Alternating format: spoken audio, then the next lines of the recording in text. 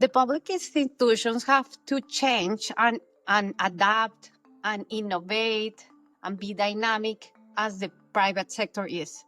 I think they are complements and they can achieve better outcomes for the whole society if they go together and they are being dynamic and thinking ahead of how we can achieve sustainable and just development in which everyone can participate.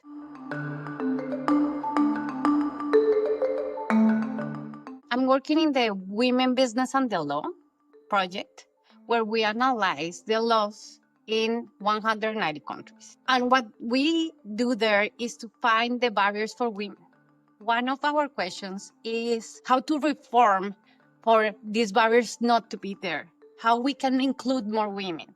And I think in that part, we have to be innovative and start to think about ways to allow to having a bigger pool of people, including women, for attracting talent and allowing everyone to have opportunities. So in that, we have to think how to make these reforms relevant for everyone to understand that it's going to be a win-win for all the people, and also to see how these laws can translate into realities. And if we have same rights and same opportunities, and if everyone can achieve their potential, we can have a bigger pool of talent, and we are going to have a higher development, growth, etc.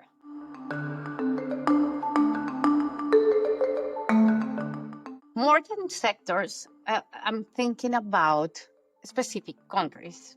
Since I'm studying the laws in different countries, when some countries want to improve or to promote more women into leadership positions, for example, I was looking at the data for Latin America and the Caribbean, where women are in average more educated than men. And you want to use this labor force power into your economies, no? And one way to promote women is in leadership positions is to allow them and give them the opportunity to be in corporate boards. And in Latin America, only 14% of the people in the boards are women. For example, Ecuador and Panama have been reforming and thinking about quotas for women in corporate boards.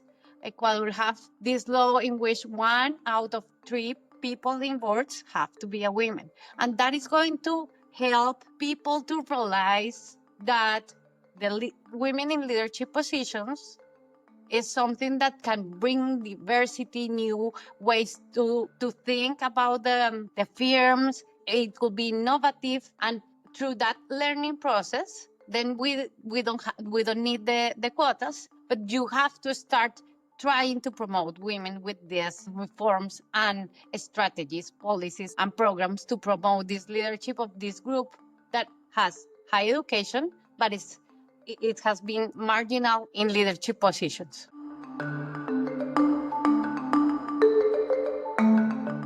It's important to be dynamic and have this process or on evaluate and monitor how the things are going.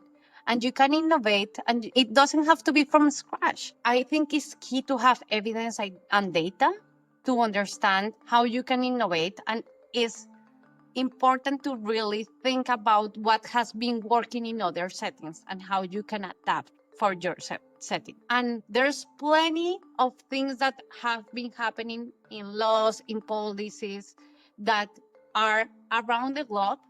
And if you have the data and you have the evidence, you can start thinking what could be something that is going to be innovation for my country, but it's already proven and it's there.